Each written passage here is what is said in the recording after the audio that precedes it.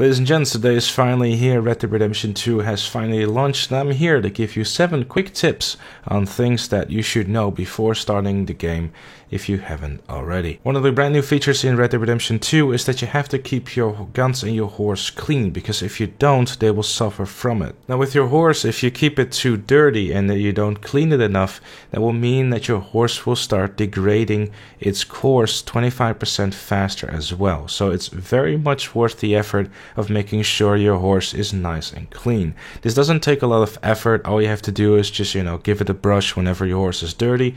Don't try to look for the brush in the beginning of the game. This is something that you unlock as you play through the game. So don't worry if your horse is dirty when you're just starting out playing the game, because after a few hours into the game you will unlock the brush, which will allow you to clean your horse at all times, making sure that it won't degrade its course as fast as it should be. When it comes to guns, however, that's actually pretty easy to maintain as well. All you want to do is just basically be stocked up on gun oil, which you can find at a gunsmith, and then every once in a while you can just check how your guns are doing. You can quickly see a little bar at the bottom of your gun. If you've been using your gun a lot, it's definitely worth checking out how well your gun is still doing, and all you want to do then is just click the right stick, and then you'll be able to use some gun oil to clean it again, and it will be back in its former glory, having all the damage and range that it should have as well. Because if you don't, your weapon will have much less damage and range because the weapon is too dirty. Another thing about your horse is that what you want to make sure to do is to buy revive potions at the general store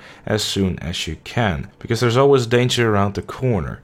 Literally, it can happen out of nowhere. Suddenly your horse gets shot to bits and you're gonna have to either run to the nearest town to get one, or be prepared and have a revive potion ready for your horse to be coming back to life, and also making sure that you can get from point A to B without too much hassle. Sticking a bit to the horse subject is that you have to choose your weapons carefully. Whether you're going to rob a train or stealth kill some unwanted individuals, you have to make sure that you have a weapon for every situation.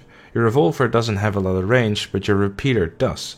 And also for hunting, use a bow, or else it will degrade the quality of the meat, and it makes it also less valuable. So obviously that means that before you head out to a situation, make sure that you have a repeater and also a revolver with you, and maybe even a bow if you want to be a little bit more stealthy. Also make sure that you have a look through the settings before you actually start taking the game somewhat serious. There's a lot of options for you to go through, and especially the aim settings is something that I would encourage you to give it a try.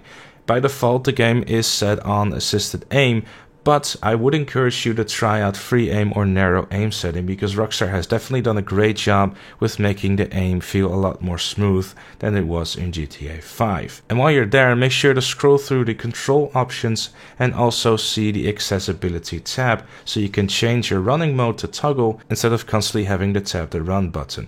I'm sure your thumbs will thank you. Doing work around the camp as well is very much worth your time, because I've seen my data level go up by just simply dropping off some hay near to the horses. Just simply picking something up and dropping it off at the other side of the camp definitely gives you some rewards as the time goes on. So if you happen to, be on that side of the camp and have to go to the other side, I do encourage you to give it a shot. It definitely will help you along the way, and it will also give you some good karma from your gangmates.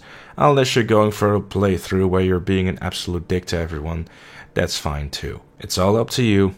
The world will adapt to how you behave. And one very important thing as well is that most of the stuff that you will want to unlock right away is going to be naturally unlocked throughout playing the story. So if you're looking for a certain item, like for example, wanting to use dual-wield revolvers, that's something that you have to unlock as you're playing through the story. So don't be like me and start looking around, town, like, oh, can I buy it yet, or this and that. It's simply going to be stuff that you're going to be unlocking as the story progresses. And if you're looking to have some lunch or some dinner but still want to play the game, you can actually, by just simply enabling the cinematic camera as you place a waypoint on the map as well. What you want to do though is that make sure that your horse is moving, and it will automatically go to that waypoint, and you can just sit back and enjoy the scenery in the beautiful world that is Red Dead Redemption 2. However, this does not include you from the fact that there are some bad guys that probably want to kill you because you look like you have a lot of money. So definitely don't sit back too much, or else you might end up with you being dead and or your horse. And I mean, let's be honest, that's something you would definitely want to avoid. And those are just 7 spoiler-free things that I quickly wanted to mention from my playthrough so far in Red Dead Redemption 2. I've been able to play a couple of hours, and these were just things that I felt were probably a very worthwhile thing to mention before you guys head into this thing as well. And if you have any additional tips to give everyone else, obviously make sure to let us know down in the comment section down below. Do keep everything spoiler-free, please. I know there's a lot of people out there who might even still have to get the game or are still waiting for it. It's definitely one of the biggest games of the year with a lot of people wanting to get it, so having the game spoiled for them is something we definitely want to avoid. But with that said and done, thank you very much for watching. Leave a like if you enjoyed, subscribe for much more Red Dead Redemption 2 content coming to you very soon, and I'll see you all later.